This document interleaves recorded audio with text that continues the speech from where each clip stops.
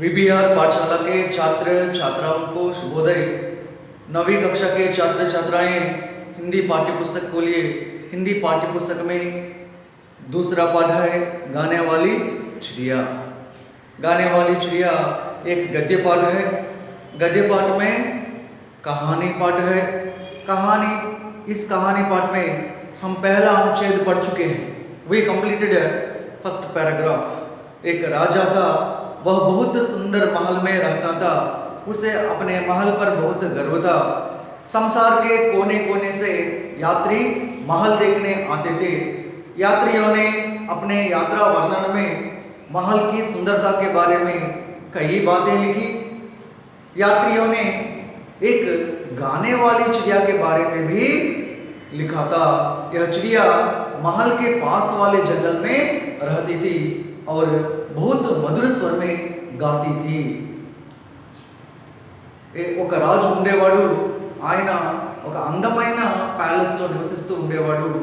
మరి ఆ ప్యాలెస్ అంటే ఆ రాజు ఎంతో గర్వంగా ఫీల్ అయ్యేవాడు। మరి ప్రపంచం నలుమూలల నుండి కూడా ఆ అందమైన ప్యాలెస్ను చూడటానికి ఎంతోమంది యాత్రికులు వస్తూ ఉండేవారు। ఆ యాత్రికులు వారు చేసినటువంటి యాత్రలో వారు చూసినటువంటి దృశ్యాలు ఏవైతే ఉన్నాయో మహల్ యొక్క అందం గురించి రాస్తూ వర్ణిస్తూ దాంతో పాటుగా ఒక పాటలు పాడే పక్షిని గురించి కూడా రాయడం జరిగింది। మరి ఈ పాటలు పాడే పక్షి ఎక్కడ నివసిస్తూ ఉండేది అని అంటే మహల్కే పాస్ వాలే జంగల్మే, ఆ భవనానికి దగ్గరగా ఉన్నటువంటి ఒక అడవిలో నివసిస్తూ ఉండేది। మరి ఈ పక్షి ఏ విధంగా పాడుతూ ఉండేదంటే బహుత్ మధుర స్వరమే గాతి, చక్కటి మధురమైనటువంటి స్వరంతో వినసొంపుగా పాటలను పాడుతూ ఉండేటువంటి पक्षी। छात्र छात्राएं, अब हम इस कक्षा में दूसरा अनुच्छेद देखिए। राजा ने इस चिड़िया को कभी नहीं देखा था। यात्रियों द्वारा लिखे गए यात्रा वर्णन पढ़ने से राजा को चिड़िया के बारे में पता चला।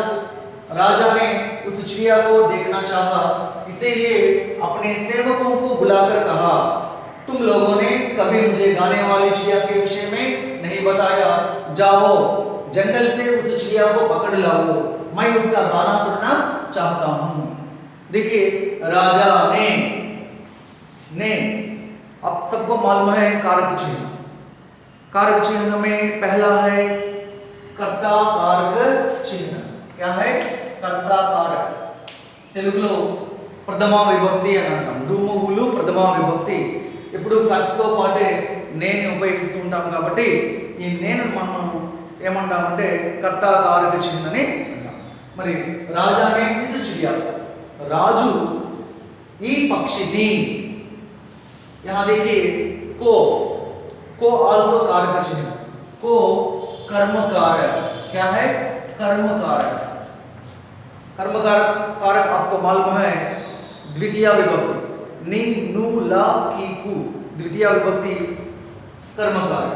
राजू ఈ పక్షిని కభీ నహీ దేఖా థా, మరి ఈ పక్షిని కభీ నహీ దేఖా థా, ఎప్పుడు అసలు చూడలేదు। यात्रियों द्वारा लिखे गए यात्रा वर्णन पढ़ने से, మరి యాత్రియోं माने ట్రావెలర్స్, ఎవరైతే ఈ జర్నీ చేస్తూ ఉన్నారో వారు। యాత్రియోं द्वारा लिखे गए यात्रा वर्णन पढ़ने से, ఈ యాత్రికుల ద్వారా రాసినటువంటి యాత్రా వర్ణన్ పढ़ने से, రాసినటువంటి యాత్రా వర్ణన చదివినప్పుడు రాజాకు చిడియా కే బారే మే పతా చలా, మరి ఆ రాజుకు ఆ పక్షి గురించి అప్పుడు తెలుస్తుంది। అంతవరకు కూడా ఆ రాజుకు ఆ పాటలు పాడేటువంటి పక్షి గురించి తెలియదు। उसके बाद देखिए राजा ने उस चिड़िया को देखना चाहा, మరి రాజు ఆ పక్షిని చూడాలని కోరుకుంటాడు। King wants to see the bird, इसीलिए अपने सेवकों को बुलाकर कहा, మరి ఆ రాజు ఆ పాటలు పాడే పక్షిని చూడాలని కోరుకుంటాడు కాబట్టి इसलिए అందుకనే अपने सेवकों को बुलाकर, सेवक पुंलिंग शब्द, स्त्रीलिंग क्या है? सेविका। सेवक అంటే సర్వెంట్స్, దాస్ ని పర్యాయవాచి శబ్దం కూడా తీసుకోవచ్చు। మరి అప్నే సేవకులకు బులాకర్, తన సేవకులను పిలిపించి యాదేకి అప్నా अपना क्या है सर्वनाम है, सर्वनाम में निजवाचक सर्वनाम, सर्वनाम लो निजवाचक सर्वनाम अपना अपने अपनी ఈ మూడు కూడా నిజవాచక సర్వనామం అకార్డింగ్ టు జెండర్. అపనా అనేటువంటిది పుంలింగ ఏకవచనం, అపనే అనేటువంటిది పుంలింగ బహువచనం, అపని అనేటువంటిది స్త్రీలింగ ఏకవచనం మరియు బహువచనంగా కూడా తీసుకుంటాం. మరి ఎప్పుడు వాడతాము అంటే మనకు సంబంధించినటువంటివి ఏవైనా చెప్పేటప్పుడు ఉపయోగించేటువంటి సర్వనామాలు. మరి ఇక్కడ రాజుకు సంబంధించినటువంటి సేవకులు, అందుకనే అపనే సేవకులకు బులాకర్, తన సేవకులు ఎవరైతే ఉన్నారో వారిని పిలిపించి కహా అంటాడు. ఏమని? తుమ్ లోగోనే కభీ ముझे గానే వాली चिड़िया के विषय में नहीं बताया. తుమ్ లోగోనే, మరి మీరందరూ కూడా, కభీ ఎప్పుడూ కూడా, ముझे ముझे అంటే టు మీ, నాకు అంటే తనకు, ఎవరికి? రాజుకు, గానే వాली चिड़िया के विषय में नहीं बताया, ఈ పాటలు పాడే పక్షి గురించి, ఆ విషయాన్ని గురించి नहीं बताया అంటే చెప్పలేదు. they didn't say about the bird to the king. జావో, జావో అంటే తుమ్ జావో అంటే నీవు వెళ్ళు అని అంటాం. మరి ఇక్కడ సేవకులను పిలిపించాడు కాబట్టి జావో అని అంటే వెళ్ళు అని అర్థం. ఇక్కడ వెళ్ళండి.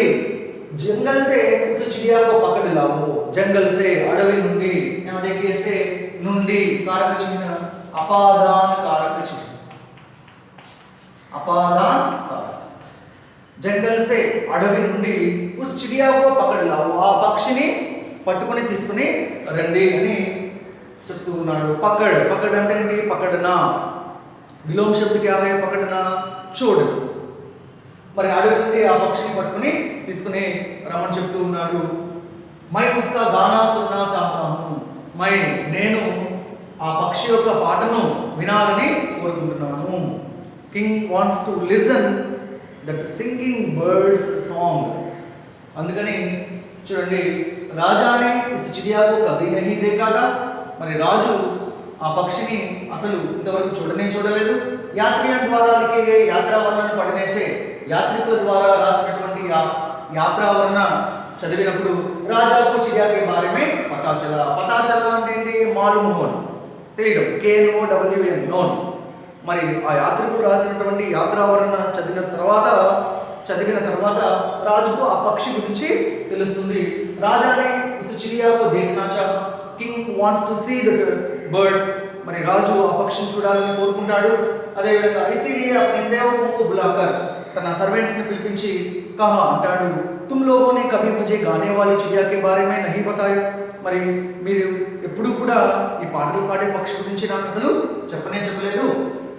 జావో వెళ్ళండి, జంగల్ సే ఉస్ చిడియా కో పకడ్ లావో, అడవికి వెళ్ళి ఆ అడవి నుండి ఆ పాటలు పాడే పక్షిని పట్టుకొని తీసుకుని రండి. మై ఉస్కా గానా సున్నా చాహతా హూं. సున్నా అంటే ఏంటి? లిజన్, లిజన్ అంటే వినడం. గానా అంటే ఏంటి? సాంగ్, పాట.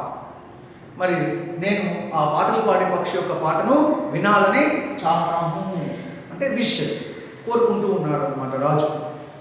छात्र छात्राएं एक बार पाठ्य पुस्तक खोलकर दूसरा अनुच्छेद है, अनुच्छेद को पढ़िए और इसमें जो कठिन शब्द रहते हैं वर्तनी सीख लीजिए और इस अनुच्छेद से संबंधित जो व्याकरणांश यहाँ शापट पर है देखिए, वचन देखिए, एकवचन बहुवचन देखिए. मुझे एकवचन है, हमें बहुवचन है. ఇది ముझे అంటే ఏంటి? నాకు అని అర్థం. హమే అంటే ఏంటి?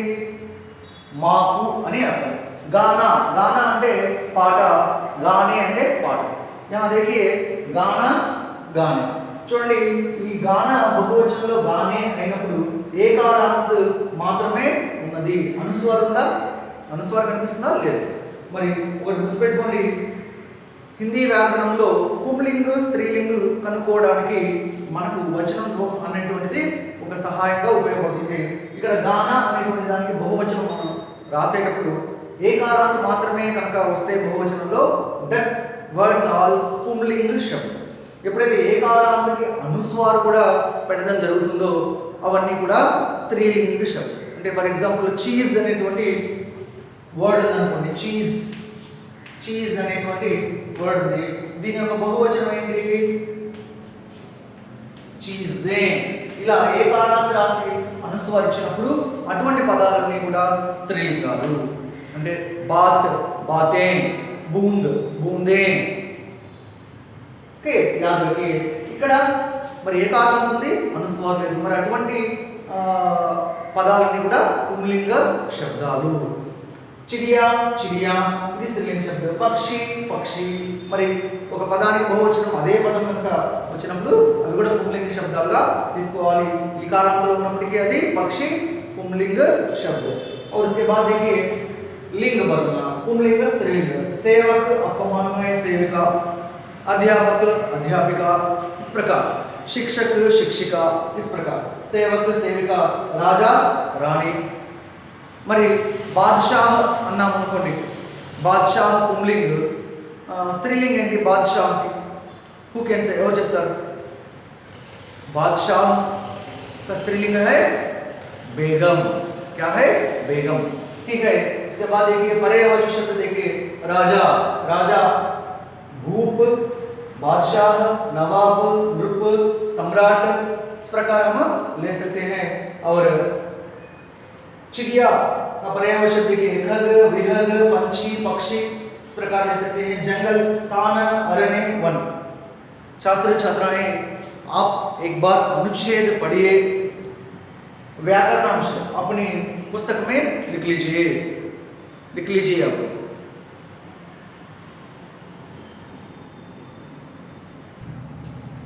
छात्र छात्राएं तीसरा अनुच्छेद देखिए, राजा के सेवकों ने भी उस चिड़िया को कभी नहीं देखा था और ना ही पूरे दरबार में इस विषय के बारे में कुछ जानता था। चिड़िया को ढूंढने सैनिक जंगल में गए।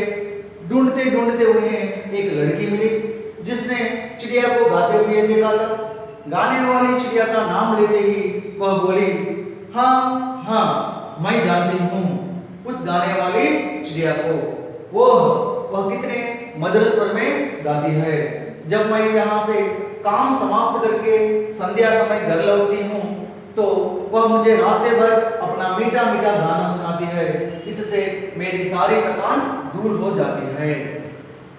छात्र छात्राएं इसके पहले हम पढ़ चुके हैं। రాజు ఆదేశిస్తాడు, సేవకులను అడవిలోకి వెళ్ళి ఆ పాటలు పాడేటువంటి పక్షిని పట్టుకుని తీసుకుని రమ్మని ఆదేశాలు ఇస్తాడు. అయితే राजा के सेवकों ने भी ఈవెన్ ఆ రాజు యొక్క సేవకులు కూడా उस चिड़िया को कभी नहीं देखा था, మరి ఆ పక్షిని వాళ్ళు కూడా ఎప్పుడూ అసలు చూడలేదు।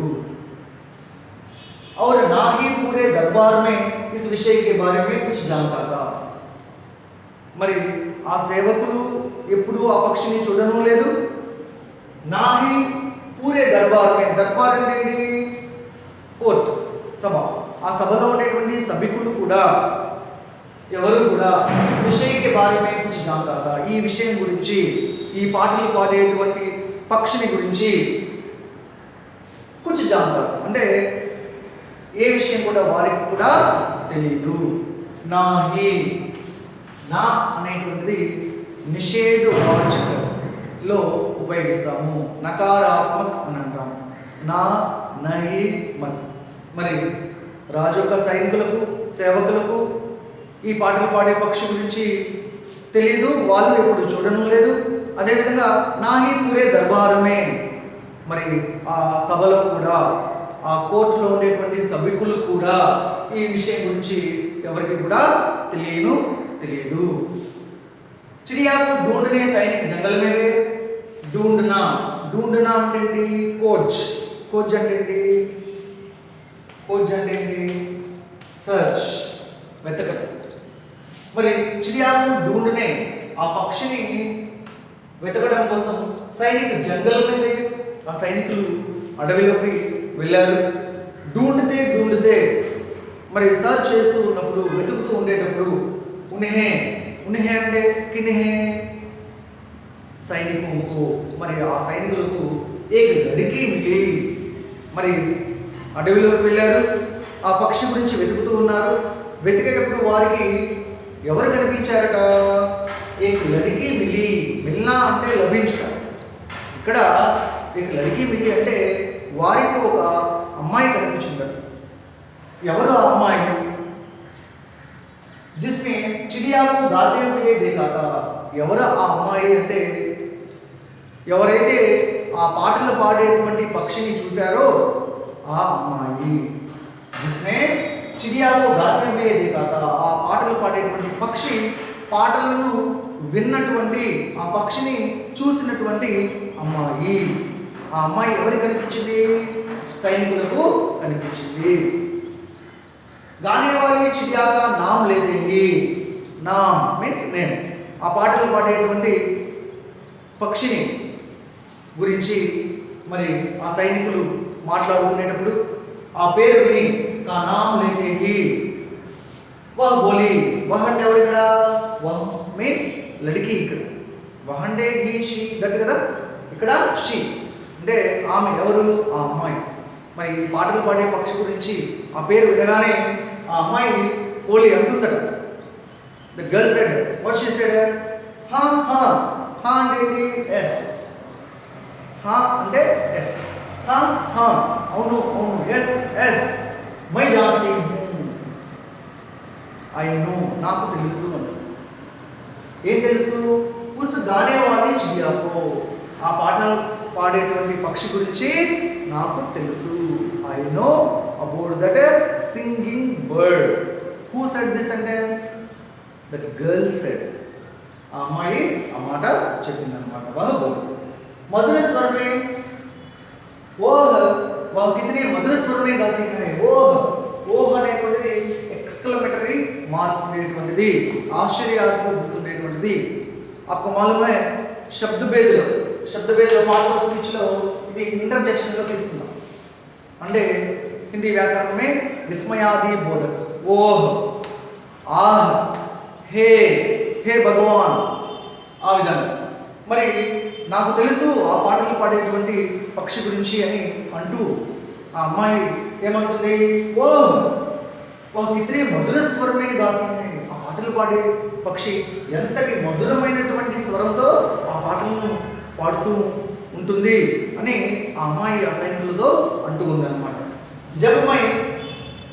जब मैं यहाँ से काम समाप्त करके संध्या समय घर लौटती हूँ तो, जब मैं, जब అంటే whenever, ఎప్పుడైతే, మై నేను, నేను అంటే ఎవరు?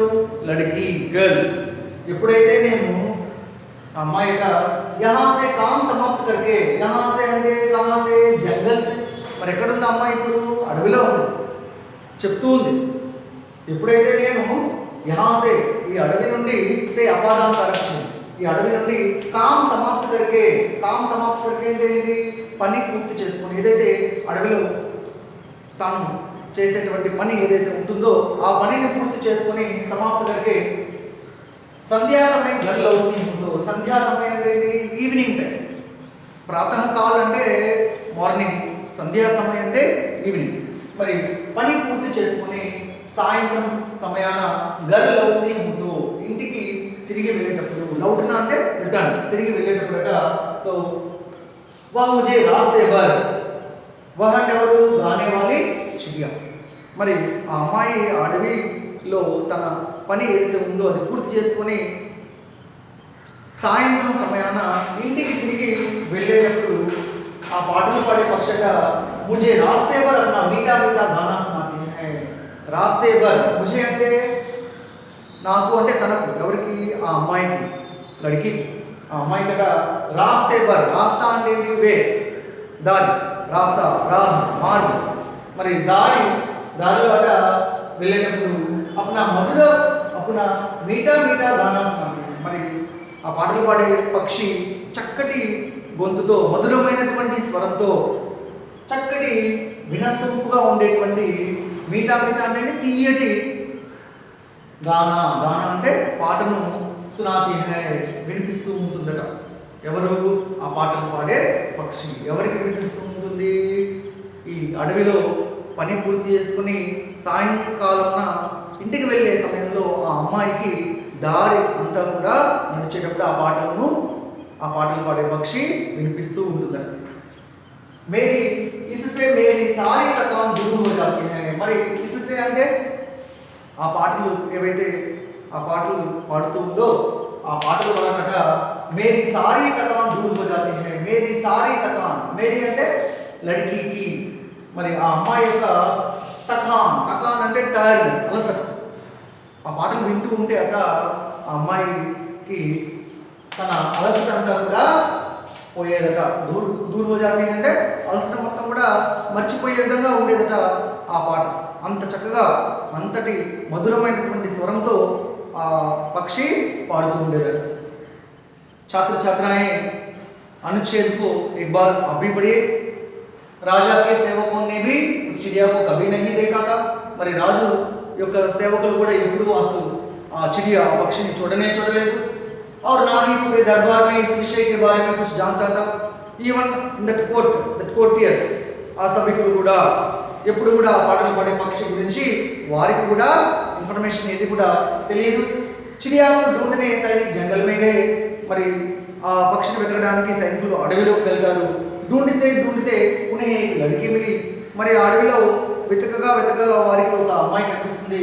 जिसने चिड़िया को गाते हुए देखा था. అమ్మాయి ఎవరు అంటే ఆ పాటలు పాడే పక్షిని చూసినటువంటి అమ్మాయి.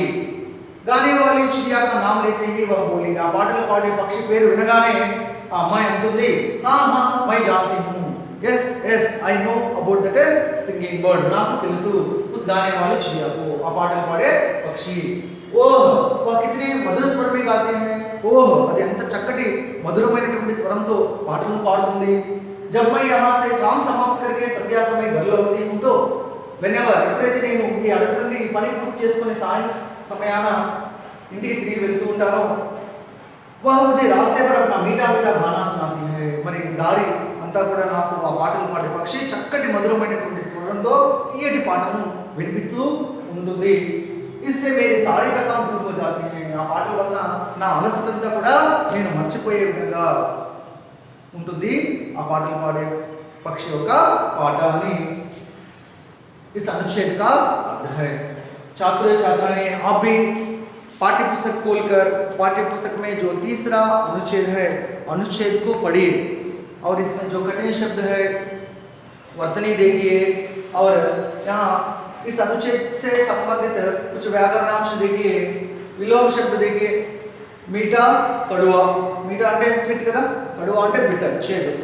अपना पराया, मधुर कठोर, दूर पास, राजा रंग. आपको मालूम है. समाप्त का विलोम शब्द क्या है. समाप्त అంటే ఇంటి కదా, ప్రారంభం. समाप्त ప్రారంభం. शुरू अंत మీనింగ్ ఒకటే అయినప్పటికీ కూడా మనం చెప్పేటప్పుడు సమాప్త అంటే ప్రారంభం అంటాము, शुरू అంటే अंत అని అంటాము.